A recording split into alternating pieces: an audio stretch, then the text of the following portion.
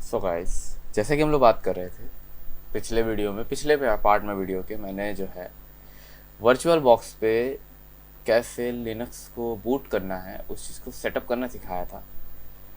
इस पार्ट में हम लोग जो है इसी वर्चुअल बॉक्स पे लिनक्स पार्टीशंस के बारे में सीखेंगे और एक लिनक्स के लिए क्या क्या पार्टीशन सेटअप करनी है उसके बारे में जानेंगे। पिछली वीडियो में काफ़ी कुछ एक्सप्लेन किया था मैंने हालांकि, लेकिन इस बार मैं फिर से आपको वही चीज़ थोड़ा सा एलेबरेट कर दूंगा जो ज़रूरी होंगे दोबारा बताने के लिए। मेक श्योर आप मेरे चैनल को सब्सक्राइब करें, बाजू में बने हुए बेल आइकन को दबाइए ताकि मेरे चैनल से रिलेटेड कोई भी अपडेट आपसे मिस ना हो। इसी के साथ आज का वीडियो शुरू करता हूँ, जो कि मेरी पिछली वीडियो का सेकेंड पार्ट है। मेरा नाम है अमित कुमार शर्मा, आप देख रहे हैं मिस्टर प्रोग्राम शर्मा जी, जहाँ पे आप इसी तरह से प्रोग्राम से रिलेटेड चीज़ें जानते रहेंगे। बिना किसी देरी के शुरू करता हूँ अपना video. Let's go for it.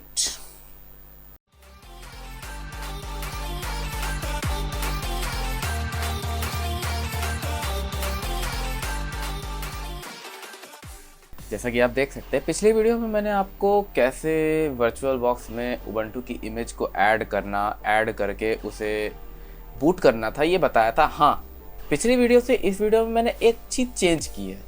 असल में पिछली वीडियो में मैं बायोस मोड में करने जा रहा था लिनक्स को इंस्टॉल, और फिर मुझे ख्याल आया कि क्यों ना इसे EFI मोड पे करके दिखाऊं, ताकि EFI मोड पे बताते बताते आपको एक मॉडर्न सिस्टम पे कैसे लिनक्स को इंस्टॉल करना है बिना मैन्युफैक्चरर के दिए हुए OS को डिस्टर्ब किए, वो मैं सिखा सकूं। और साथ ही में अगर उसी चीज़ को मैं बताऊंगा ना, तो उसी में आपको मैं लेगेसी बूट के बारे में भी बता दूंगा।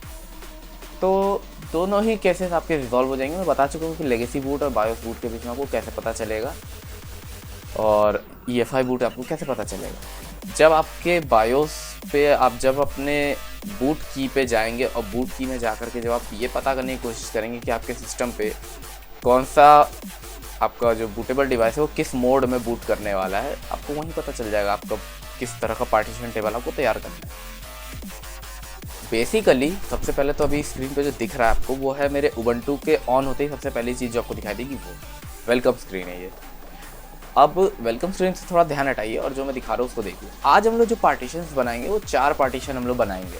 ये 4 पार्टीशन सेपरेट बनाने के पीछे वजह है, सबकी अपनी अपनी की रिक्वायरमेंट होती है हर पार्टीशन की। जो सबसे पहली पार्टीशन बनाएंगे वो होगी EFI पार्टीशन, उसके बाद जो बनाएंगे वो होगी बूट पार्टीशन, तीसरी होगी हमारी रूट पार्टीशन, चौथी होगी हमारी होम पार्टीशन। अब ये चारों हैं क्या क्या, ये सुनिएगा ध्यान से। जो हमारी EFI पार्टीशन है वो हमारे मैन्युफैक्चरर की तरफ से दिए हुए सारे फर्मवेयर को सेव करके रखेगी। मदरबोर्ड जो भी चीज़ें हमारे ऑपरेटिंग सिस्टम के साथ इंटरेक्ट करने के लिए देना चाहता है वो सारी चीज़ें हमारी EFI पार्टीशन हैंडल करेगा। उसके बाद बूट पार्टीशन, हमारा लिनक्स ऑपरेटिंग सिस्टम कौन सी फाइल्स को स्टार्ट करके और कौन कौन सी फीचर्स को स्टार्ट करके ऑन होगा, उन सब चीज़ों की कॉन्फ़िगरेशन फाइल्स जो होती है वो बूट पार्टीशन में होती है। मैं उसे रूट पार्टीशन से अलग इसलिए बना रहा हूँ क्योंकि इन केस रूट पार्टीशन में कुछ ऐसा हो जाए कि रूट पार्टीशन फेल हो जाए तो भी हमारी बूट कॉन्फ़िगरेशन डाटा ना डिस्टर्ब हो, इसके लिए मैं बूट पार्टीशन को इंटैक्ट रख रहा हूँ। इसके बाद root partition, obviously root partition है रूट डायरेक्टरी, जो कि हमारे ऑपरेटिंग सिस्टम पे रूट फोल्डर होगा, बस वही काम करेगा।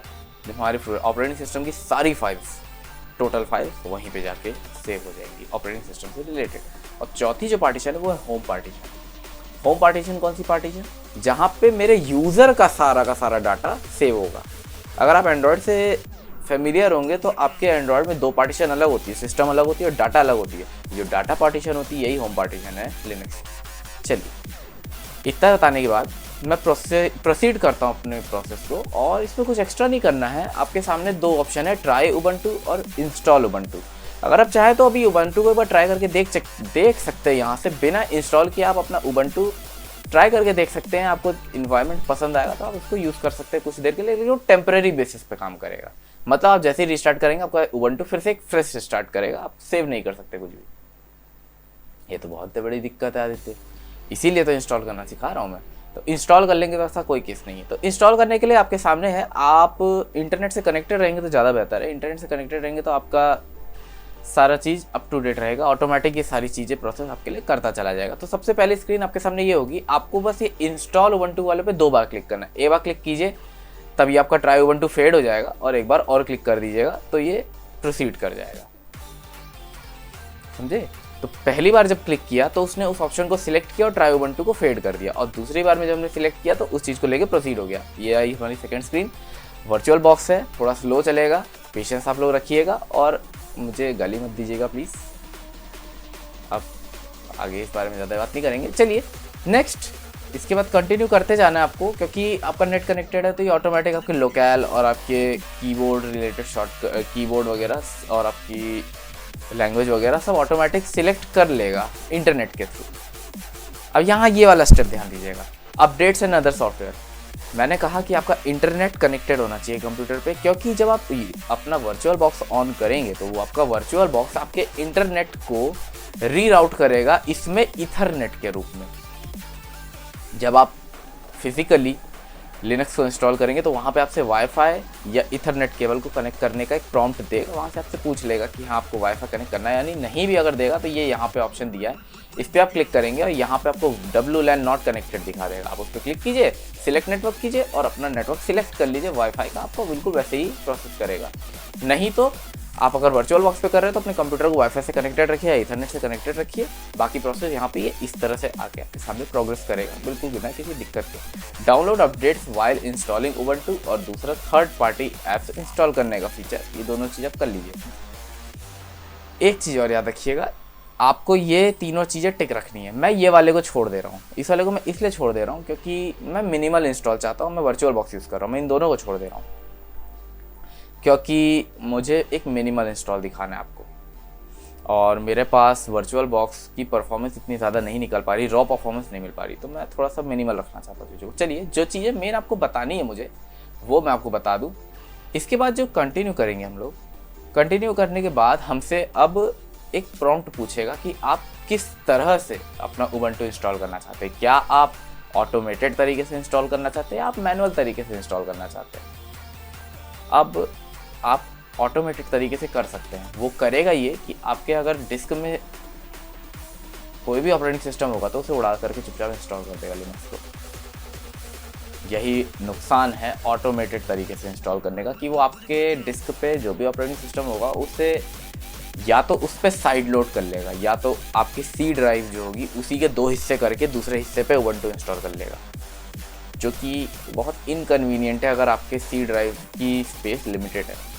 और अगर ऐसा नहीं है, आप पूरी तरह से श्योर हैं कि नहीं मेरे हार्ड डिस्क में मैंने पार्टीशन बना ली है और मैं उसी पार्टीशन पे इंस्टॉल करना चाहता हूँ, आपके पास सारे अपने पार्टीशन पे एक्सेस भी है, तो आप दूसरे तरीके से करेंगे जो कि मैनुअल तरीका होगा, और मैनुअल तरीका ही सबसे बेस्ट तरीका है अगर आप मेरी सलाह मानेंगे तो। ठीक है, आपके ड्राइव पे सबसे आसान तरीका आपका मैनुअल मेथड ही होता है लिनक्स को इंस्टॉल करने का। ऑटोमेटेड मेथड्स उनके लिए हैं जो कि हैंडी डैंडी तरीके से काम करना चाहते हैं, लेकिन मेरी सलाह मानिए मैनुअल तरीके से कीजिए, बहुत आसानी से काम हो जाएगा। इसे मैं ज़रा सा प्रोसेस होने देता हूँ, मेरे ख्याल से काफ़ी टाइम लेने वाला है अभी ये, तो थोड़ा मैं रुक जाता हूँ, और जब ये हो जाता है, जब ये अगले स्टेप पे आता है तो आपसे मैं मिलता हूँ, बात करते हैं आगे। चलिए, जैसे कि आप लोग देख सकते हैं कि नेक्स्ट स्क्रीन जो आई है वो इंस्टॉलेशन टाइप की आई है। जैसे कि मैं बता चुका हूँ, मेरी जो वर्चुअल हार्ड डिस्क थी उस पर मैंने कली लिनक्स को इंस्टॉल करके रखा था। मैंने कहा ना कि आप वर्चुअल मशीन पे कोई भी ओएस यूज़ कर सकते हैं। मैं पर्सनली काली लिनक्स यूज़ करता हूँ, क्यों? क्योंकि मैं पेन टेस्टिंग वगैरह पे थोड़ा सा प्रैक्टिस कर रहा हूँ, और ऐसा नहीं है ना कि हर इंसान सब कुछ सीखा होता है, धीरे धीरे इंसान डेवलप होता है, और मैं भी सीख रहा हूँ, तो मैंने उसी लिए कली लिनक्स इंस्टॉल किया हुआ है और मैं उसमें एक्सपेरिमेंट करता रहता हूँ। मुझे अभी लेकिन कली लिनक्स नहीं चाहिए, मैं बिल्कुल एकदम फ्रेश स्टार्ट करूँगा आपके सामने। तो मैं यहाँ पे समथिंग एल्स पे क्लिक करूँगा, जो कि मैनुअल होता है हमारा। समथिंग एल्स पे क्लिक करके कंटिन्यू कर दूंगा। जैसे ही ऐसा करूँगा तो मेरे सामने ये gparted का प्रॉम्प्ट आ जाएगा, जो कि पार्टीशन मैनेजर है मेरे लिनक्स के अंदर। तो इस पार्टीशन मैनेजर के अंदर आकर के मैं पूरी पार्टीशन पे काम करूँगा, नई पार्टीशन पे काम करूँगा। देखिएगा कैसे।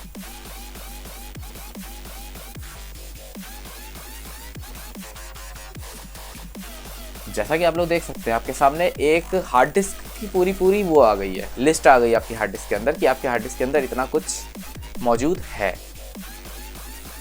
अब ध्यान दीजिएगा, जो मैं समझाना चाहता हूँ उसको समझिएगा। देखिए, जब आप जैसे आपका एक मॉडर्न लैपटॉप आप ले लीजिए जो कि 2012 एंड अहेड मैन्युफैक्चर हुआ है, वहाँ पे आपके पास EFI बूट होता है। और आपका लैपटॉप अगर आपने कभी किसी सर्विसमैन के हाथ में नहीं दिया है और आप वो OS यूज़ कर रहे हैं जो कंपनी ने आपको दे रखा है, तो मेरे को जहाँ तक लगता है आपके कंप्यूटर पे एक EFI पार्टीशन मौजूद होगा, एक MSR पार्टीशन भी होगा और एक बूट पार्टीशन डेडिकेटेड होगा। वो तो विंडोज़ बनाता है, उससे हमको लेना देना नहीं है। हाँ, आपके कंप्यूटर पे एक EFI पार्टीशन होगा, तो हमें इस EFI पार्टीशन को नहीं हाथ लगाना है। ये ऑटोमेटिक मेरा ऑपरेटिंग सिस्टम डिटेक्ट कर लेगा अपने लिए। ओके, इस EFI पार्टीशन को ऑटोमेटिक डिटेक्ट कर लेगा, इसे मत छूइएगा। अगर आपने इसको छेड़ा तो आपका जो पुराना ऑपरेटिंग सिस्टम है वो बंद हो जाएगा, तो बेहतर होगा इसको मत हाथ लगाइए। इसके बाद अगर ऐसा हो सकता है कि आपके कंप्यूटर पे और भी पार्टीशंस मौजूद हों, समझ रहे हो आपको, आपके कंप्यूटर पे और भी पार्टीशन होंगी, ऑब्वियसली होंगी। अगर आप यूज़ कर रहे हो तो आपके कंप्यूटर पे और भी पार्टीशंस होंगी। तो वो जो और भी पार्टीशंस हैं, उन पार्टीशंस को कैसे यूज़ करना है ये बताता हूँ। उन पार्टीशंस में आपको जिस जगह पे आपको लिनक्स इंस्टॉल करना है, आप वहाँ पे आप लिनक्स डायरेक्ट जाके इंस्टॉल कर सकते हैं। कैसे करें, देखिए, जैसे कि मेरा वर्चुअल बॉक्स है। अगर वर्चुअल बॉक्स पे आप स्टार्ट करेंगे एक EFI बूट के तौर पे, मैं आपको स्क्रीन पे दिखा रहा हूँ EFI बूट आप कैसे एनेबल कर सकते हैं। EFI बूट को आप यहाँ पे आएंगे और इस ऑप्शन में जो कि आपके सिस्टम के अंदर पड़ता है, सिस्टम के ऑप्शन के अंदर जाकर के EFI बूट को टिक कर दीजिए और आप बिल्कुल वैसे ही चलेंगे जैसे मैं चल रहा हूँ। मैं जो VDI बना के आया था पिछली बार, उस VDI में मैंने ऑलरेडी लिनक्स इंस्टॉल कर रखा था। आपके में नहीं होगा तो आपके में कुछ ऐसा दिखेगा। देखिए, जैसे कि मैं पूरा क्लीन कर देता हूँ उसको। लीजिए, मैंने पूरा क्लीन कर दिया। मैंने पूरा लिनक्स चढ़ाने के लिए पूरी पार्टीशन ही क्लीन कर दी अपनी। जब आप फिजिकल ड्राइव पे करिएगा तो ये मत कीजिएगा गलती से भी, नहीं तो आपका जितना डाटा होगा, जितना OS होगा, सब कुछ चला जाएगा। ये मैं रिकमेंड नहीं करूँगा। ये मैं बता रहा हूँ कि जब आप अपने हार्ड डिस्क पे फ्री स्पेस बना के आओगे तो आपका जो फ्री स्पेस होगा वो कुछ इस तरह से दिखेगा। देखिए, दिख रहा होगा आपको। तो अब इस फ्री स्पेस में आपको क्या क्या पार्टीशन बनानी है मैं दिखाता हूँ। इस पर क्लिक कीजिए, राइट क्लिक कीजिए और ऐड कीजिए। सबसे पहली पार्टीशन जो होगी, मैं जैसे कि बता चुका हूँ, EFI पार्टीशन ज़रूरी है। EFI पार्टीशन आपके कंप्यूटर पर पहले से होगी, लेकिन इसमें नहीं है, इसलिए मैं बना लेता हूँ। 512 मैक्स, जैसे कि मैं बता चुका हूँ, 512 मेगाबाइट, जो कि प्राइमरी होनी चाहिए। बिगिनिंग ऑफ दिस स्पेस होनी चाहिए, ext4 जनरल में ना हो करके इसे EFI जनरल पे होना चाहिए। ये देखिए, यहाँ पे दिया EFI सिस्टम पार्टीशन करके ओके कर दीजिए। पहली पार्टीशन तैयार। इसी तरह से हमें 3 पार्टीशन और बनानी, बूट बनाना है, रूट बनाना है और होम बनाना है। ठीक, चलिए, इसे पता नहीं क्यों मुझे वर्चुअल बॉक्स पे सीधे काम करना पसंद नहीं, क्योंकि बहुत टाइम लेता है। इसके बाद नेक्स्ट, दोबारा से इस पर डबल क्लिक करेंगे। इस बार हमें चाहिए बूट पार्टीशन, जो कि होती है 256 मेगाबाइट्स की। बहुत बड़ी नहीं होती boot partition. 256 megabytes is far more enough, बहुत ज़्यादा है। तो 256 मेगाबाइट, फिर से primary, beginning of the space, ext4 general में, और इसको यहाँ पे देखिए इस ड्रॉप डाउन मेन्यू में ढूंढ के बूट, ये रहा बूट, इस पर क्लिक कर दीजिए और ओके कर दीजिए। ऐसा करने पे एक बूट पार्टीशन भी रेडी हो जाएगी। चलिए, दूसरा पार्टीशन। इसके बाद बचेगी 2 पार्टीशन और उन दोनों पार्टीशन की साइज अब डिपेंड करती है कि आपके पास कितना फ्री स्पेस है। आपने जितना अपने वर्चुअल मशीन को दिया होगा उसमें आपने करीब 0.75 GB एलोकेट कर दिया है, तो बचे हुए को अब यूज़ कर लीजिए। ये रहा। तो इस फ्री स्पेस को हम लोग फिर से यूज़ करेंगे और यहाँ पे करेंगे एक और पार्टीशन ऐड, जो कि मेरे ख्याल से मे बी 20 GB। तो 20 GB यानी 20480 मेगाबाइट्स 20 GB के बराबर होता है। तो 20 GB और प्राइमरी पार्टीशन रहेगी, बिगिनिंग ऑफ द स्पेस रहेगी, ext4 जनरल में रहेगी। आप चाहे तो ext2 जनरल भी यूज़ कर सकते हैं, कोई दिक्कत नहीं है। वर्चुअल मशीन ext2 जनरल पे बहुत अच्छी चलती है, तो मैं एक काम करता हूँ ext2 यूज़ करता हूँ। लेकिन जब आप फिजिकल ड्राइव पे होंगे तब आप उसको ext4 पे यूज़ कीजिएगा। ext4 लेटेस्ट है। ext2 एक काम करता है, ext4 ही ले लेते हैं। थोड़ा सा बॉटल नेक ही है एक तरह से वर्चुअल मशीन पे, लेकिन कोई बात नहीं, दिखाने के लिए काफ़ी है। इसको मैं रूट बनाऊँगा। ये जो 20 गीगाबाइट की मेरी स्पेस है उसको मैं बना रहा हूँ रूट पार्टीशन। इसे मैंने किया और ओके कर दिया। इसके बाद जो फाइनल होगा मेरा, वो होगा मेरा होम पार्टीशन। आखिरी चीज़ है, इसके बाद आपको कुछ करना ही नहीं है। इसके बाद अब आपको इंस्टॉल नाउ पे क्लिक कर देना है और आपका इंस्टॉलेशन का प्रोसेस ऑटोमेटिक कंप्लीट हो जाएगा। आपसे रिस्टार्ट करने को बोलेगा, आप रिस्टार्ट कर दीजिएगा and you are good to go. Okay, तो बस ये रहा फ्री स्पेस। अब इस फ्री स्पेस में कुछ एक्स्ट्रा करना ही नहीं है हमें, क्यों? क्योंकि हमने लगभग सब बना लिया। तो अब ये फ्री स्पेस कहाँ जाएगी? होम पार्टीशन पे जाएगी। ठीक, ये मैंने बनाया कितना 2172 जो भी MB है, उसकी कोई दिक्कत नहीं। प्राइमरी रहने दीजिए, बिगिनिंग ऑफ द स्पेस रहने दीजिए, ext4 जनरल, और इसे होम पे माउंट करके ओके कर दीजिए। तो ध्यान दीजिए, मैंने 4 पार्टीशन के नाम दिए थे, चारों बन गई। EFI बन गया, ये रहा हमारा EFI, ये रहा मेरा बूट पार्टीशन, ये रहा मेरा रूट पार्टीशन जिसके आगे कुछ नहीं लिखा होता सिवाय हाइफन के, स्लैश के, सॉरी।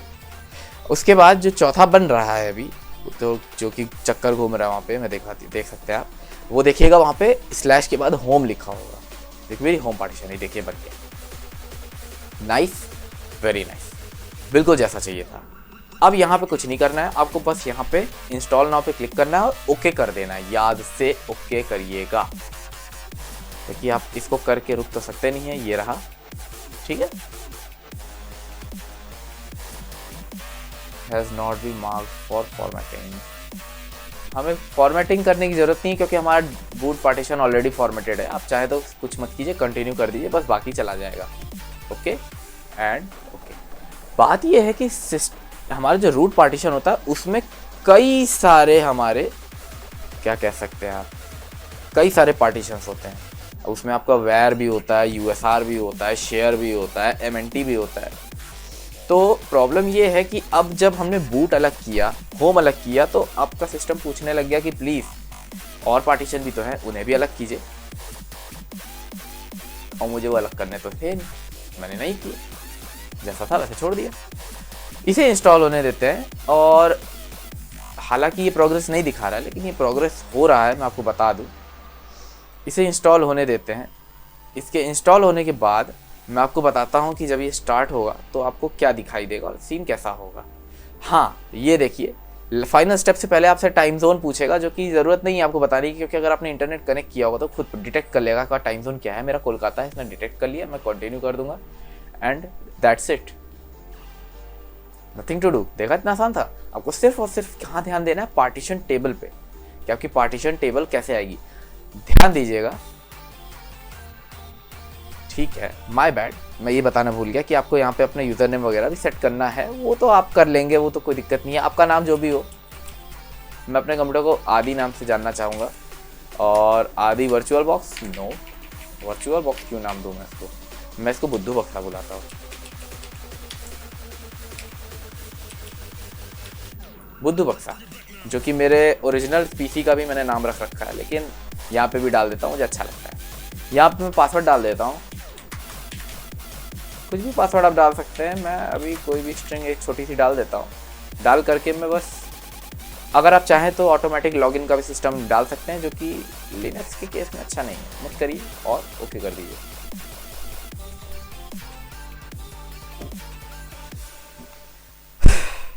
काफ़ी वर्क अराउंड हो गया। 2 स्टेप्स जहाँ पे आपको बहुत क्रिटिकल रहना है, जहाँ पे आप पार्टीशन असाइन कर रहे हैं वहाँ पे, और जहाँ पे आप पार्टीशन असाइन करने के लिए चूज़ कर रहे हैं वहाँ पे। मैक्सिमम जो ऑपरेटिंग सिस्टम आज की डेट में लिनक्स के आते हैं, वो आपको अलाउ नहीं करते कि आप उसमें ऑटोमेटिक पार्टीशन बना सके, आपको मैनुअली ही बनाना पड़ेगा। तो वो मैनुअली बनाने के लिए जो सिखा रहा हूँ मैं, उसको ध्यान में रखिए, और आप मैनुअली भी लिनक्स को इंस्टॉल कर पाएंगे। ठीक है, इसे हो जाने देते हैं। इसे हो जाने के बाद मैं आपसे मिलता हूँ। और अब यहाँ पे हमको कुछ नहीं करना है, अब ये ऑटोमेटिक करेगा और आपसे रिबूट करने को पूछेगा। तो ये जब रिबूट करने के लिए प्रॉम्प्ट करेगा, तब मैं आपके सामने आऊँगा, उसके बाद मैं आपको दिखाऊंगा कि ये कैसे स्टार्ट हो जाता है। ओके, चल। सो गाइस, जैसे कि आप देख सकते हैं कि ये हो चुका है, मतलब काफ़ी देर से हो रहा है, और 2 या 3 बार रन हुआ है, 2 या 3 बार रन हो गया है, और हो रहा है। बस अब रिस्टार्ट के लिए किसी भी वक्त प्रॉम्प्ट करेगा, जैसे ही प्रॉम्प्ट करे बस रिस्टार्ट कर देना। मशीन को रिस्टार्ट करते वक्त आपको ये ध्यान रखना है कि एक स्टेप एक्स्ट्रा लेना है, जो कि ज़रूरी है। तो मैं आपको फुल स्क्रीन से बाहर आकर के दिखा दूंगा कि वो क्या स्टेप होने वाला है। मेरे में ये चीज़ नीचे पिन है, आपके में ये चीज़ ऊपर की तरफ दिखेगा। कंट्रोल F दबाने पर मैंने जैसे फुल स्क्रीन किया हुआ है, तो आपके में ये चीज़ ऊपर दिखाई देगी, मेरे में नीचे दिखाई दे रही है। मैंने ऊपर से नीचे कर दिया क्योंकि मुझे ऊपर थोड़ा सा टाइम देखने में इशू हो रहा था। मैं आपको दिखाऊंगा ये चीज़ कि इसमें करना क्या है, आपको जब ये हो जाए बताता हूँ। जैसा कि आप देख सकते हैं कि ये स्टार्ट हो चुका है दोबारा, मतलब रीस्टार्ट करने के लिए बोल रहा है। रीस्टार्ट करने से पहले एक स्टेप ले लीजिएगा, जैसे कि मेरा पैनल नीचे है, आपका पैनल ये ऊपर होगा, मे बी हो सकता है। आपको बस यहाँ डिवाइसेस के अंदर आना है, ऑप्टिकल ड्राइव में आना है और आ करके इस वाले को छोड़ करके आपको ये नीचे remove disk from virtual device पे क्लिक कर देना है। उसके बाद आप एक स्टेप और भी ले सकते हैं, जैसे डिवाइस में आइए और ये insert guest additional CD image, ये क्या होता है ये मैं आपको आगे बताऊंगा। इसको आप क्लिक करके एनेबल कर दीजिए और रीस्टार्ट कर दीजिए। रीस्टार्ट कर दीजिए और ऑटोमेटिक आपकी मशीन स्टार्ट हो जाएगी। कोई दिक्कत नहीं है, आप चाहें तो यहाँ से बस इस पर क्लिक करके पावर ऑफ करके दोबारा स्टार्ट ऑन कर सकते हैं, नो प्रॉब्लम एट ऑल। मेरे कंप्यूटर पे वर्चुअल मशीन चल रही तो थोड़ा ज़्यादा हैंग कर रही है। ये आप जब फिजिकल डिवाइस पे करेंगे या रैम ज़्यादा एलोकेट करेंगे तो ज़्यादा अच्छा काम करेगा। रुकिए मैं इसको रीस्टार्ट करता हूँ। अगर आपने EFI बूट मेरी तरह सिलेक्ट कर रखा होगा तो आपका कुछ इसी तरह से ये ऑन होगा, सामने वर्चुअल बॉक्स का लोगो और नीचे उबंटू का लोगो बन के यहाँ पे कर्सर घूमेगा। तो होने देते, फर्स्ट स्टार्टअप में हमेशा की जगह काफ़ी टाइम लेगा, तो बी पेशेंट का वर्चुअल मशीन ऑन हो जाएगा। हैंग नहीं कर रहा है लेकिन फर्स्ट स्टार्टअप थोड़ा टाइम लेता है। सो देखिए जैसे कि आपका कंप्यूटर बूट होने के बाद कुछ इस तरह का दिखाई देगा। आपको बस अपना जैसे अपने क्रेडेंशियल आपको अगर याद होंगे तो आप बस उस पर क्लिक कीजिए, जो भी आपने पासवर्ड लगा रखा है उस पासवर्ड को एंटर कर दीजिए पहली बार में। उप्स, मैंने एक कैरेक्टर कम कर दिया।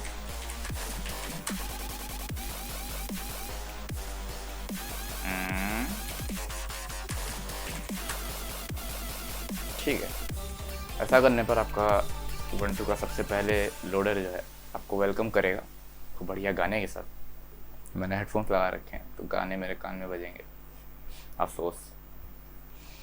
जैसे कि देख सकते हैं जब आप लॉगिन हो जाएंगे तो आपका सबसे पहला स्क्रीन ये आएगा पहली बार बूट करने पर। तो आपको अब डिपेंड करता है, आप कोई अकाउंट अगर चाहें तो अपना लिंक कर सकते हो उबंटू से। मैं फ़िलहाल नहीं करूँगा, मेरा तो ऑलरेडी मेरे उबंटू पे लिंक्ड है, कोई बात नहीं। आप चाहें तो कर सकते हैं, बिल्कुल कर सकते हैं। स्किप करते हैं और सेटअप लाइव पैच सेटअप करने के लिए आपको उबंटू अकाउंट बनाना पड़ेगा। तो आप इसको कर लीजिएगा, क्योंकि लाइव पैच का सीधा सीधा आपके साथ ये रहेगा कि जो भी वायरस या एंटीवायरस जो भी आपकी कंपनी डिज़ाइन करेगी, anti malware, anti ransomware, antivirus जो भी होगा, वो ऑटोमेटिक आपके कंप्यूटर पे ऑटोमेटिक अप्लाई हो जाएगा जब भी आप नेट कनेक्ट किया करेंगे। आपको बार बार अपडेट करने की जरूरत पड़ेगी, तो बहुत आसान हो जाता है ये उस हिसाब से। चलिए नेक्स्ट, इसको यस रहने दीजिए क्योंकि कैनोनिकल वाले कुछ खास आपसे डेटा लेके जाते हैं सीधी बात। आप लोकेशन सर्विसेज ऑन रखिए, क्योंकि इन केस आपका लैपटॉप कभी खो जाए तो कहीं ना कहीं से आपकी लास्ट लोकेशन तो पता होनी चाहिए। तो मैं तो अक्सर अपने कंप्यूटर पर लोकेशन ऑन रखता हूँ। थोड़ी बैटरी कंज्यूमिंग होता है लेकिन कम से कम हमारी सिक्योरिटी हमारे हाथ में तो रहती है। इसके बाद अगर आप चाहें तो कोई सॉफ्टवेयर यहाँ पे जो भी लिस्टेड हो वो इंस्टॉल कर सकते हैं। मेरा तो नेट कनेक्टेड ही नहीं, तो लिस्ट कहाँ से दिखाएगा। ठीक है, मैं नेट डन कर देता हूँ और आ गए हम लोग अपनी स्क्रीन पे। उसके बाद मैंने गेस्ट इंटरनल्स भी CD डलवाई थी। वो क्या होती है, असल में आप अपने कंप्यूटर में से अपने समझ लीजिए वर्चुअल मशीन को, जो कि दो अलग अलग इंटरफेसेस है, उनको कनेक्ट कर सकते हैं आपस में। उसके लिए आपको गेस्ट इंटरनल CD में जो भी सॉफ्टवेयर होगा उसे इंस्टॉल करना पड़ेगा। तो वो तो मैं किसी और दिन आपको इंस्टॉल करके दिखा दूंगा। आज के लिए मैं यहीं पे रोकता हूँ। वीडियो पसंद आया हो तो वीडियो को लाइक कीजिएगा, मेक श्योर मेरे चैनल सब्सक्राइब कीजिएगा ताकि इस तरह की और वीडियोस आप तक पहुँचती रहें। वीडियो रैप अप करता हूँ। मेरा नाम है आतिक कुमार शर्मा, देख रहे हैं इंस्टा प्रोग्राम शर्मा जी, यहाँ पे बात करते रहते हैं। मिलता हूँ आपसे अगली वीडियो में, तब तक के लिए।